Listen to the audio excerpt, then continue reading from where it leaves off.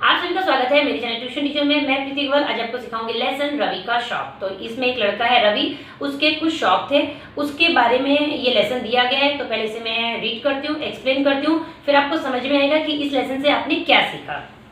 बहुत समय पहले की बात है, एक लड़का था रवि, वह स्वभाव से बड़ा ही नटखट और शरारती था। रवि को निशाना लगाना बहुत पसंद था, वह कंचे और गुल्ली डंडा भी खेलता था। जिस दिन उसके हाथ गुलेल लग जाती, समझो आमों की खैर नहीं। वह चुन चुनकर पके आमों पर निशाना लगाता और उसके साथ ही उन्हें बस्ते में भरते जाते। तो अब देखो, इसमें तो ये पता चल गया कि एक लड़का है रवि, है ना, बहुत पहले की बात है, वो स्वभाव से बड़ा ही नटखट था और शरारती था। ठीक है, उसे ना निशाना लगाना बहुत पसंद था। तो निशाना वो किससे लगाता था? गुलेल से। तो गुलेल देखो बच्चे के हाथ में दिखाई, अगर आपको पता नहीं होगा ना तो बच्चे ने जो पकड़ा हुआ है उसे गुलेल बोलते हैं। स्क्रीन पे भी आपको दिख रहा होगा, है ना। तो उस दिन वो जब भी उसके हाथ में गुलेल लग जाती तो ऐसा निशाना लगता है पके हुए आम, वो कच्चा आम नहीं, है ना, पका हुआ जो आम रहता है उस पे निशाना लगाता। और वो जब निशाना लगेगा तो ऑटोमेटिक है वो आम पेड़ पे से टूट जाएंगे, नीचे गिरेंगे तो ये बच्चे, ये खुद भी खाएगा रवि, उसके साथ जो दोस्त है वो भी खाएंगे। तो वो लोग क्या करते थे, पहले उसे अपने बैग में भर लेते थे, बस्ते में भर लेते थे। और साथ के साथ उसे कंचे और गुल्ली डंडा खेलने का भी शौक था। कंचे आपने देखा होगा ना कि जिसे मार्बल्स बोलते हैं, छोटे छोटे से आते हैं, कलरिंग भी आते हैं, ब्लू कलर की भी आते हैं वो, और गुल्ली डंडा भी वो खेलता था। एक दिन की बात है, बाग का माली उसे पकड़ने दौड़ा। रवि ने गुलेल से मिट्टी की गोली उस पर निशाना साधकर चला दी। गोली उसके कान को हल्का सा छूती हुई सन से निकल गई। माली डरकर वहीं बैठ गया। रोशन ने रवि से कहा, गोली माली को लग जाती तो? लग कैसे जाती? मैंने गुलेल चलाई इसी ढंग से थी कि गोली उसके बाएं कान के पास से निकल जाए, रवि ने जवाब दिया। अब देखो, ये तो बहुत सिंपल, ऐसे भी आपको समझ में ही आ गया होगा। जब वो कोई भी लड़का या कोई भी बच्चा, है ना, कोई भी इंसान अगर किसी के यहाँ पे जाके आम किसी ने लगाया है, आम का पेड़, और उसे कोई और तोड़ के खा ले तो किसी को भी तो बुरा लगेगा ही ना। तो ऐसे जब वहाँ का जो एक माली था, माली मतलब जो उधर की देख रेख करता है ना, उसने देखा कि ये लड़के ने क्या किया, आम तोड़ लिया, तो उसने तो गुस्सा आया, उसने उसको चिल्लाया। तो इसने क्या किया, लड़के ने, रवि ने, उसके हाथ में जो गुलेल थी उसने मिट्टी की वो बनाया ढेर सा और उससे निशाना लगाया माली के बाएं कान की तरफ। और वो उससे इतना डर गया ना कि जहां माली बैठा तो चिल्लाएगा तो क्या, वो डर के मारे वहीं बैठ गया। उसमें उसके दोस्त ने कहा उससे, रोशन ने, उसका जो दोस्त का नाम है रवि के, उसने बोला रोशन ने कि भाई अगर इसको लग जाती तो, माली को अगर लग जाती तो भाई किसी को लग जाएगी तो फिर झगड़ा हो जाएगा, बहुत बोलते ना, बात पतंगड़ बन जाएगी, तकलीफ हो सकती है किसी को भी। तो उसने बोला, लग कैसे जाती, मैंने निशाना इस तरीके से लगाया था। यानी उसको सिर्फ डराना था माली को, उसका निशाना इतना पक्का था, उसे मालूम था कि साइड से उसने निकाली है ना तो कान पे नहीं लगेगी। इतना पक्का निशानेबाज आप उसको मान सकते हो। ओए डरो मत, अपना रवि पक्का निशानेबाज है, चलो आम खाओ, महेश ने बस्ते में से आम निकालते हुए कहा। जब रोशन ने रवि को बोला था कि भाई माली को ऐसा मत करो, अगर लग जाती तो महेश क्या बोलता है, अरे डरो मत, अपना जो रवि है वो बोलते ना पक्के निशानेबाज है, टेंशन मत लो। जो बस्ते में उन्होंने बैग में भरे हुए थे आम, वो निकाले और उनको खाने के लिए बोला। एक दिन खेलते हुए बच्चों की गेंद गहरे तालाब में गिर गई। सभी बच्चे परेशान कि गेंद कैसे ढूंढे। अब रवि ने पत्थर के टुकड़ों से ऐसे निशाने लगाए कि गेंद आनन फानन में तालाब के किनारे आ गई। अब इस घटना के बाद से तो रवि अपने दोस्तों का हीरो बन गया। ठीक है, अभी निशानेबाज से तो आपको समझ में आएगा कि वो आम तोड़ लेता था। आम तोड़ना इतना आसान बात नहीं है पेड़ पे से कि हम भी ऐसे मारे और टूट जाए।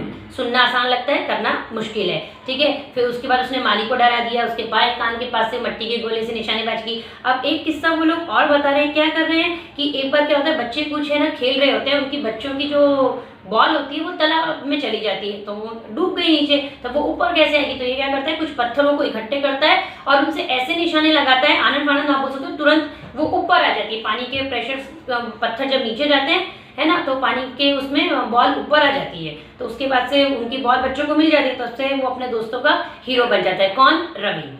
रवि का मन खेलकूद, निशानेबाजी, दूसरों को डराने आदि कामों में ही लगता था। अभी अगर इसी प्रश्न को मैं पूछ लूं, खेलकूद कौन कौन से हो गए? कंचे, गुल्ली डंडा, निशानेबाजी, उसको पसंद था। ठीक है, निशानेबाजी में वो आम का, उसका किस्सा उन्होंने बता दिया, आम तोड़ने का, और माली के बाएं कान की तरफ से जो उसने निशाना लगाया था, और दूसरों को डराने, यानी किसने डराया था, उसने किसको डराया था? माली को। ठीक है, आदि कामों में ही लगता था, उसका काम इन्हीं कामों में लगता था।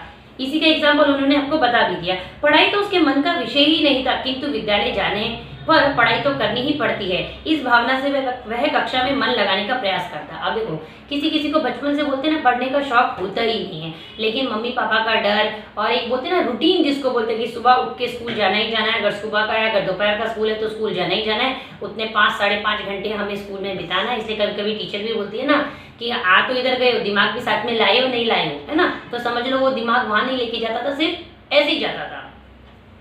लेकिन इसमें लिखा है कि वो प्रयास करता था, कोशिश करता था।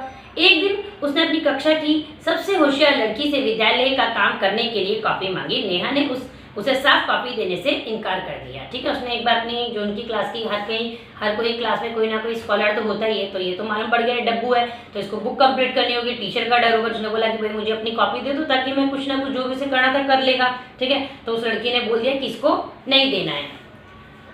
मध्यावकाश के समय रवि ने रबड़ का एक बिच्छू इस तरह से उछाला कि वह सीधा नेहा के सिर पर गिरा। वह डर से चीख पड़ी, उधर रवि कक्षा से बाहर निकल गया। ठीक है, जब रिसेस का टाइम हुआ है ना, तो इसने क्या किया, रवि ने रबड़ का बिच्छू बनाया, स्कॉर्पियो जिसे आप बोल सकते हो, बनाया।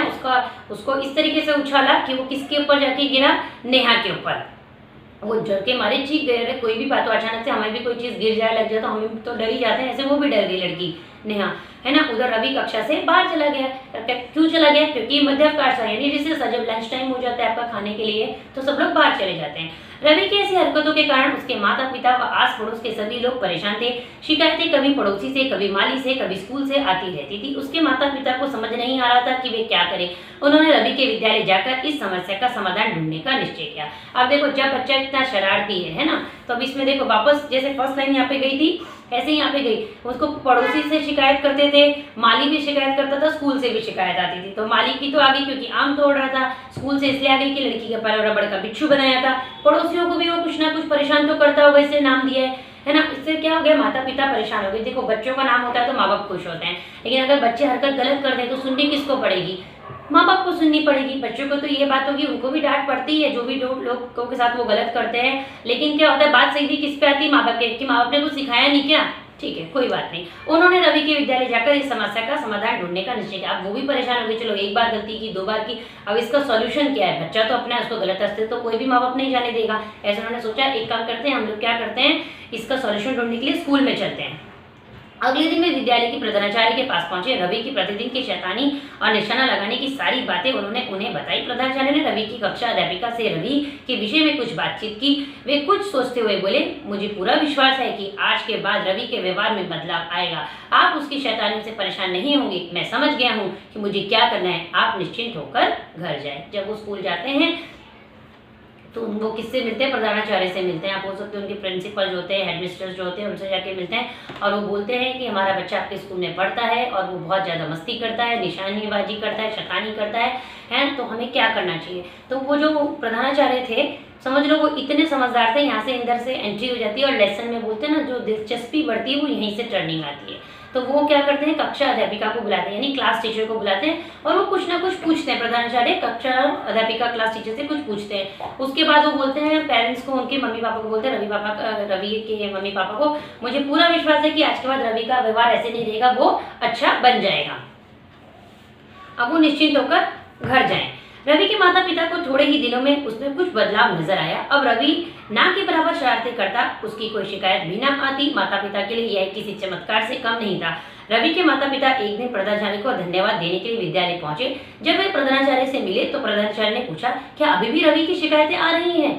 ठीक है, अब देखो जो प्रधानाचार्य थे उनको पहले मिल के आ गए थे। अब जब धीरे धीरे उन्होंने देखा कि रवि क्या कर रहा है, मतलब होता है ना, शैतानियां नहीं कर रहा है, इसकी कंप्लेंट नहीं आ रही है, धीरे धीरे सुधर रहा है। देखो कोई भी चीज होती है, जब आदमी बिगड़ता है तो भी धीरे धीरे ही बिगड़ता है, एक साथ नहीं बिगड़ता है। और जब अच्छा बनता है तो भी है ना, धीरे धीरे उसमें बदलाव आता है। ऐसा नहीं कि सब एक ही दिन में किसी ने किसी को लेक्चर दिया और वो अच्छा बन गया एकदम, है ना, और किसी ने एकदम किसी बुरी संगत में एक दिन जाके बैठा और वो बुरा बन गया, ऐसा नहीं होता है। धीरे धीरे उनको लगा नहीं कि पहले से तो होते हैं ना, शिकायतें कम आ रही हैं और ये मस्ती नहीं कर रहा है, तो हमें क्या करना चाहिए, एक बार स्कूल में जाके मिलना चाहिए। तो वो जब वहाँ पहुंचे प्रधानाचार्य से मिलने के लिए, कि क्यों पहुंच रहे थे, क्योंकि चलो ये मस्ती तो अभी करता नहीं है तो हम उन्हें धन्यवाद देके हैं। देखो कुछ लोग कैसा होता है, जब मुसीबत में होते हैं ना तो रास्ता ढूंढते हैं, जब उन्हें रास्ता मिल भी जाता है अच्छा होता है तो वो भूल जाते हैं कि उनको किसने मदद की थी। लेकिन कभी भी ऐसी चीज़ों को नहीं भूलना चाहिए, जिन्होंने आपकी कभी बुरे वक्त में मदद की है या परेशानी में मदद की है, तो उनको जाके धन्यवाद जरूर देना चाहिए। जाके दे सकते हो तो जाके, फोन पे दे सकते हो तो फोन पे, किसी भी तरीके से उनको धन्यवाद देना चाहिए। ऐसे वो अच्छे इंसान थे तो उन्होंने सोचा कि जाके प्रधानाचार्य को धन्यवाद देते हैं। लेकिन क्या हुआ, जब वो वहाँ पहुंचे तो प्रधानाचार्य के मन में ये बात आई कि अरे वापस क्यों आ गए। तो उन्होंने बोला, क्या अभी भी रवि की शिकायतें आ रही है? ठीक है, वो इतने मतलब कंफ्यूज है कि उनको अपने ऊपर कॉन्फिडेंस था कि वो कैसे भी करके रवि को सुधार सकते थे। नहीं नहीं सर, हम इसलिए तो आपका धन्यवाद करने आए हैं और हम भी जानना चाहते हैं कि ये चमत्कार कैसे हुआ, आपने ऐसा कौन सा करिश्मा किया कि रवि बदला बदला सा लगने लगा है। रवि के पिता ने विनम्रता से प्रधानाचार्य से पूछा, तो बोले कि नहीं, हम इसके लिए नहीं आए कि शैतानी कर रहा है और ऐसा कर रहा है, आपको कंप्लेन की उसके बाद भी नहीं सुन रहा, तो हम आगे क्या स्टेप ले। लोगों के मन में नॉर्मली ऐसे जनरल क्वेश्चन आता है ना, वो तो इसलिए नहीं आए, हम आपको धन्यवाद देने आए हैं और हम आपसे ये चीज़ पूछना चाहते हैं कि ऐसा आपने क्या काम किया कि हम माँ बाप होकर उसको नहीं सुधार पाए, ठीक है, और आपके बोलने के बाद से इसमें बदलाव आने लगा, ये बोलते ना अच्छा लड़का बनने लगा। उसके पापा ने प्रधानाचार्य से वो कहा, प्रधानाचार्य ने कहा, रवि में प्रतिभा है सही निशाना लगाने की, मैंने उसकी कक्षा अध्यापिका की सहायता से उसकी प्रतिभा को पहचाना और रवि को विद्यालय की निशानेबाजी टीम का उप कप्तान बना दिया। ठीक है, आप देखो वो आंसर क्या बोलते हैं, है ना, कि रवि के अंदर क्या है, प्रतिभा है, जिसे आप लोग बोल रहे हो ना कि अरे ये शैतानी करता है, मस्ती करता है, नहीं, वो शैतानी और मस्ती नहीं है। आपने कोई भी चीज को बोलते हैं ना, एक नजरिया होता है, चाहे तो नेगेटिव तरीके से देख लो, चाहे तो पॉजिटिव तरीके से देख लो। सब लोग कंप्लेन करते तो उन्हें लगा ये मस्ती को है, लेकिन प्रधानाचार्य थे ना, बोलते ना गुरु होते हैं ना, उनको पता होता है कि इस चीज को किस तरीके से देखना, तो उन्होंने बोला कि नहीं, इसमें क्या है, प्रतिभा है, हुनर है, किस चीज का, सही निशाने लगाने का। और उन्होंने कक्षा अध्यापिका को बुलाया था, पहले जब मैंने आपको बताया तो उन्होंने कक्षा अध्यापिका से पूछ लिया होगा जो भी इनको पूछना था, तब उनको पता चला था कि रवि को क्या है, निशाने लगाने का शौक है, तो उसकी वजह से उन्होंने उसकी प्रतिभा को पहचाना निशानेबाजी लगाने का और उसे क्या किया, विद्यालय की निशानेबाज टीम का उप कप्तान बना दिया। ठीक है, उसको कप्तान उप कप्तान बना दिया।